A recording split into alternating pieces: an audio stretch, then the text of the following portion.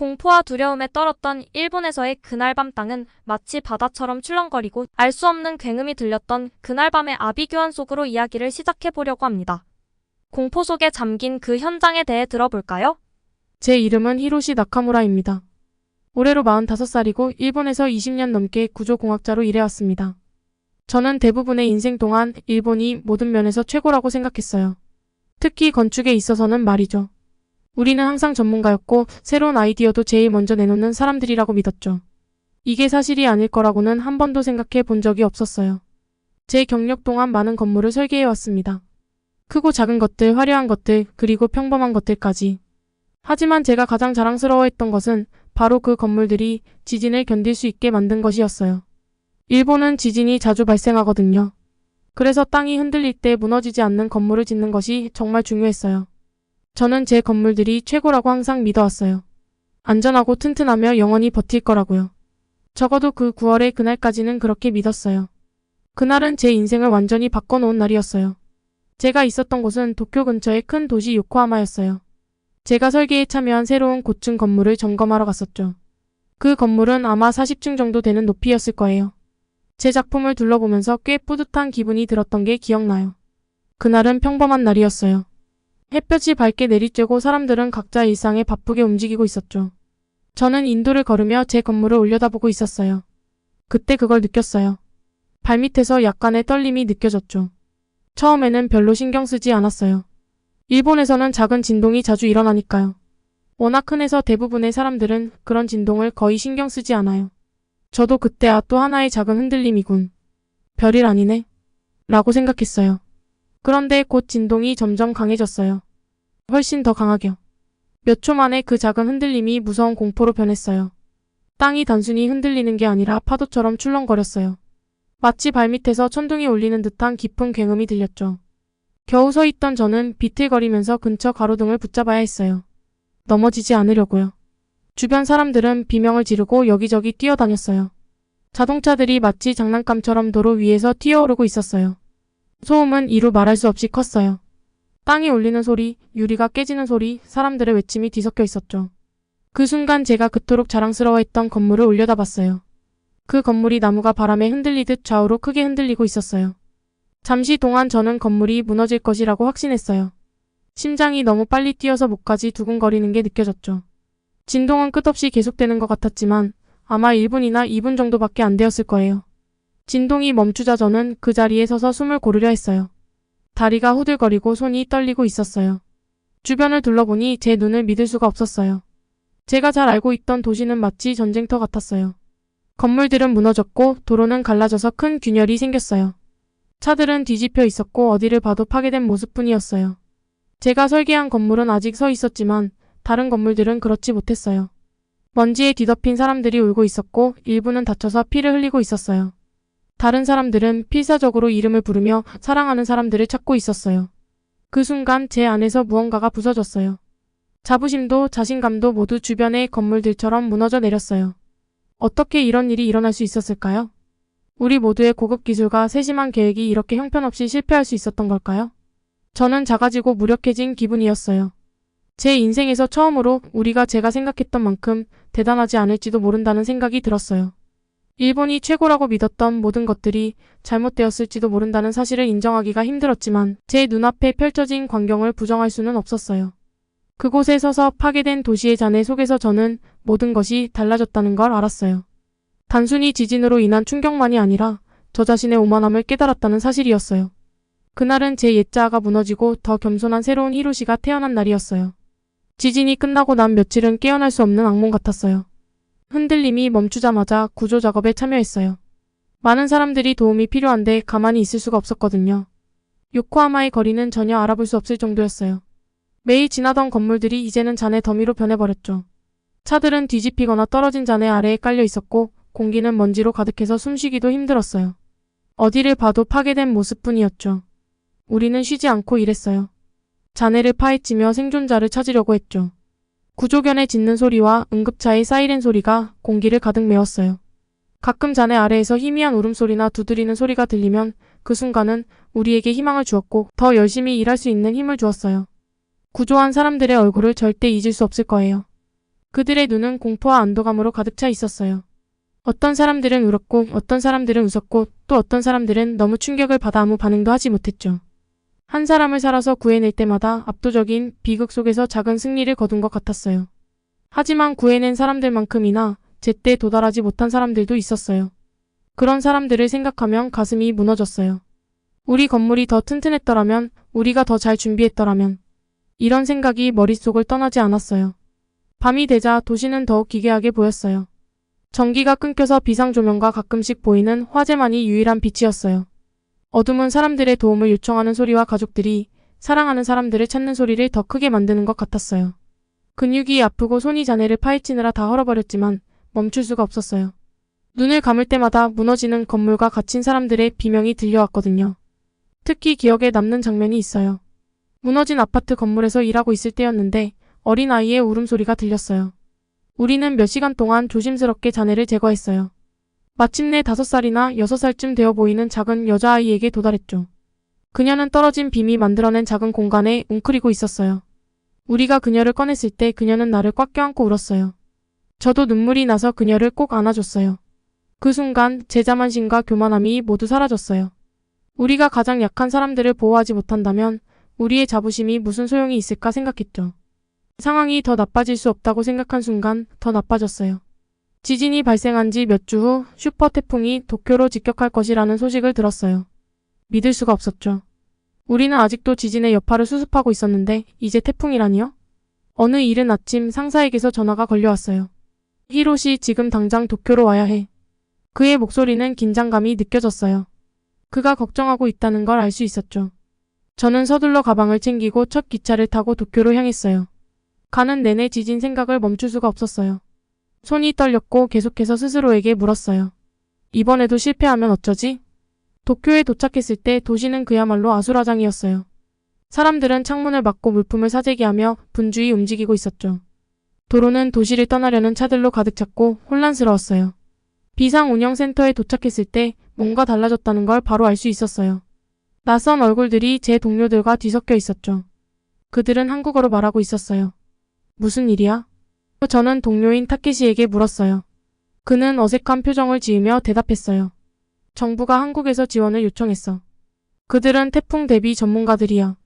얼굴이 뜨거워지는 게 느껴졌어요. 한국이 우리를 돕는다고?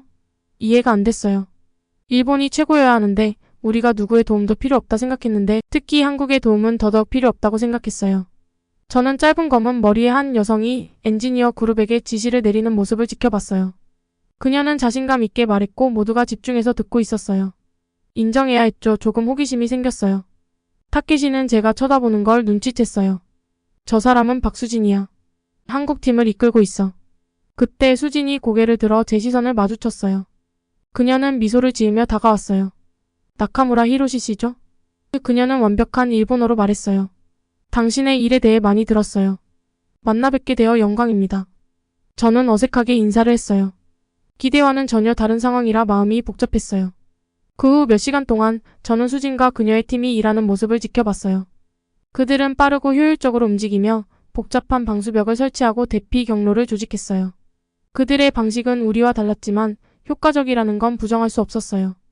시간이 지날수록 저는 그들의 계획 회의에 자연스럽게 참여하게 되었어요. 수지는 제 의견을 물으며 진심으로 제 생각에 관심을 보였어요. 이건 놀라웠어요. 저는 늘 한국인들을 모방자라고 생각했는데 그들이 새로운 것들을 우리에게 가르치고 있었어요. 함께 일할수록 제 기존의 생각들이 조금씩 깨지기 시작했어요. 이 사람들은 우리를 무시하거나 자신들이 더 뛰어나다는 걸 증명하려는 게 아니었어요. 그들은 돕기 위해 여기 있었고 정말 잘하고 있었어요. 해질녘이 되자 바람이 점점 강해졌어요. 태풍이 가까워지고 있었어요. 우리는 최종 브리핑을 위해 모였어요. 수지는 방 앞에 서서 진지한 표정으로 말했어요. 다음 24시간이 가장 중요합니다. 하지만 우리가 협력한다면 피해를 최소화하고 많은 생명을 구할 수 있을 것입니다. 저는 방 안을 둘러봤어요.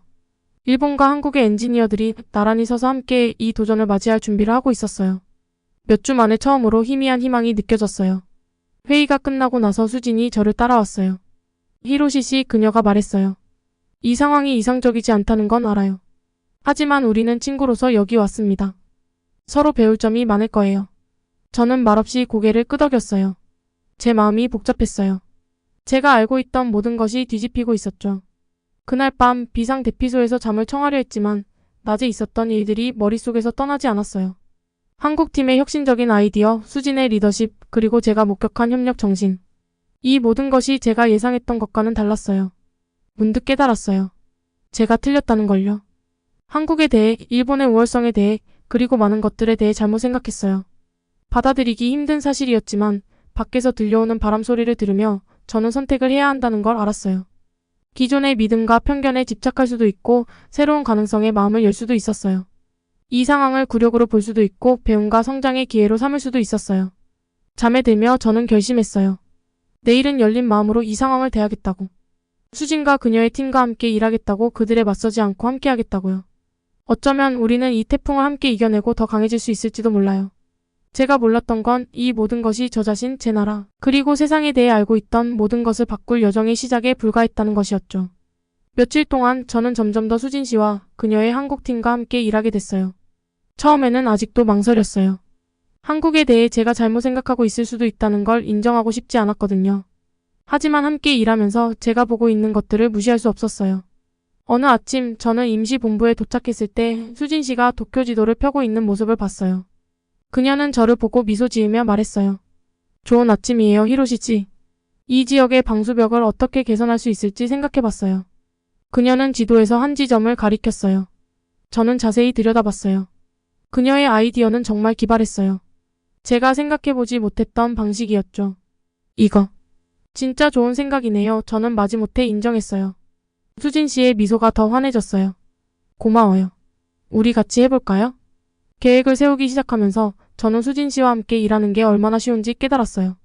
그녀는 제 아이디어를 경청하고 그 위에 더 발전시키는 식으로 일을 진행했어요. 제가 제안을 하면 그녀는 그것을 즉시 거절하는 대신 그거 흥미롭네요. 대신 이 방법은 어때요? 라고 말했어요. 제가 평소에 경험했던 것과는 완전히 달랐어요. 몇 시간 동안 우리는 각자 혼자서는 절대 생각하지 못했을 훌륭한 계획을 만들어냈어요. 팀에게 발표했을 때 모두가 감탄했어요. 저는 단지 그 계획뿐만 아니라 수진 씨와 제가 얼마나 잘 협력했는지에 대해 작은 자부심을 느꼈어요.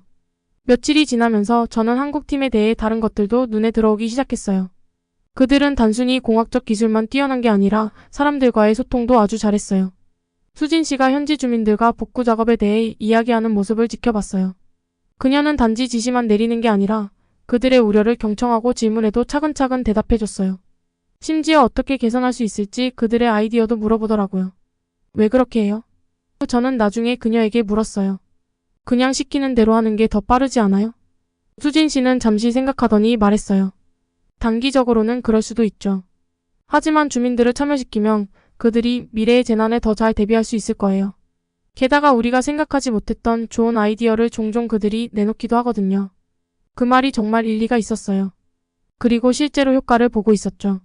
현지 사람들은 그 어느 때보다도 더 적극적이고 희망적으로 보였어요. 어느 날 저는 특히 어려운 문제에 부딪혔어요. 손상된 건물을 추가 붕괴 위험 없이 안정화하는 방법을 도저히 생각해낼 수 없었죠. 저는 점점 좌절하기 시작했고 그날은 그냥 포기하려고 했어요. 그때 수진 씨가 지나가면서 말을 걸었어요. 문제 있어요? 그녀가 물었어요. 저는 고개를 끄덕이며 너무 지쳐서 가식적으로 굴 힘도 없었어요. 이걸 해결할 수가 없네요. 솔직하게 털어놨어요. 수진 씨는 바로 해결책을 제시하는 대신 의자를 끌어왔어요. 같이 한번 봐요. 가끔 새로운 시각이 도움이 될 때도 있잖아요. 우리는 그 다음 1시간을 아이디어를 주고받으며 보냈어요. 수진 씨는 제가 생각하지 못한 질문을 던지면서 문제를 새로운 관점에서 보게 했어요. 천천히 하지만 확실히 해결책이 떠오르기 시작했어요. 마침내 해결책을 찾아냈을 때 저는 흥분을 감출 수 없었어요. 해냈다. 저도 모르게 수진 씨와 하이파이브를 했어요. 그녀는 웃으며 반짝이는 눈으로 말했어요. 봐요, 두 명이 머리를 맞대면 더 좋은 결과가 나오잖아요. 그 순간이 잊혀지지 않았어요. 그때 깨달았어요. 우리가 함께 일하면서 우리가 각자 혼자서는 해내지 못했을 일을 해냈다는 걸요. 그것은 정말 강력한 교훈이었어요. 시간이 지나면서 저는 수진 씨와 그녀의 팀과 함께 일하는 시간이 기대되기 시작했어요. 단순히 공학에 대해서만이 아니라 팀워크, 소통, 문제 해결에 대해 너무나도 많은 것을 배우고 있었어요. 저는 한국을 완전히 새로운 시각으로 보기 시작했어요. 제가 한때 그들이 모방자라고 생각했던 것들이 이제는 그들만의 독특한 강점과 아이디어로 다가왔어요. 어느 저녁 하루를 마무리하며 수진 씨가 저에게 예상치 못한 질문을 했어요. 히로시 씨는 우리를 만나기 전에 한국인들에 대해 어떻게 생각했나요? 저는 얼굴이 뜨거워지는 걸 느꼈어요. 저는 한국에 대해 별로 좋게 생각하지 않았어요. 솔직하게 고백했어요. 저는 일본이 모든 면에서 더 우월하다고 생각했죠. 수진 씨는 화를 내는 대신 고개를 끄덕였어요. 그리고 지금은요? 그녀는 부드럽게 물었어요. 저는 깊이 숨을 들이쉬었어요. 이제는 제가 얼마나 잘못 생각했는지 깨달았어요. 제가 말했어요. 당신과 당신의 팀이 저에게 정말 많은 것을 가르쳐줬어요. 감사하게 생각하고 있어요. 수진 씨는 따뜻하게 미소 지으며 말했어요. 저희도 히로시 씨에게서 많은 것을 배웠어요. 이게 바로 협력의 아름다움이잖아요. 우리가 함께 성장하는 거죠. 그날 밤 집으로 돌아가는 길에 저는 몇 주 만에 가장 홀가분한 기분이었어요.